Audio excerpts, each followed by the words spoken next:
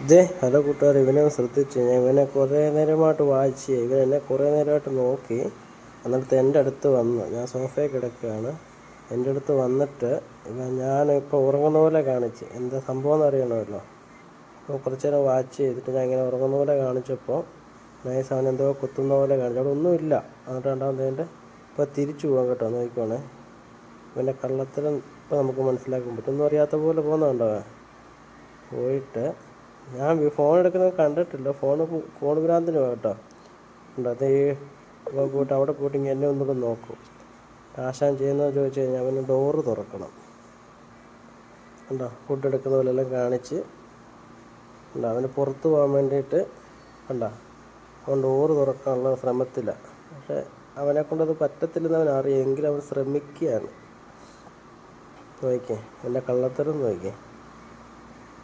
Door തുറന്ന് കിട്ടിയ ഇവൻ പോകും മിക്കവാറും. അതിനപ്പുറം എന്താണെന്ന് അവൻ അറിയണം. തുറന്നു കഴിഞ്ഞാൽ നേരെ ഓപ്പൺ ഏരിയ കേട്ടോ. ഉണ്ടോ,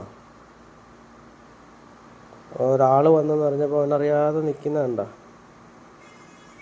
ഉണ്ടോ, എന്നിട്ട് അവൻ ആ ഭാഗത്തു നിന്നേ മാറി.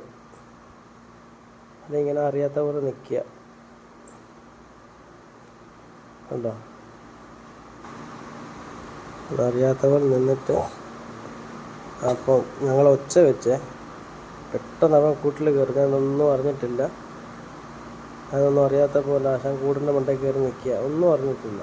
എൻ്റെ കുട്ടിക്കൊന്നുമില്ല എന്നുള്ള രീതിയിൽ. അവൻ ഏറ്റവും വലിയ കളനാണ് കേട്ടോ.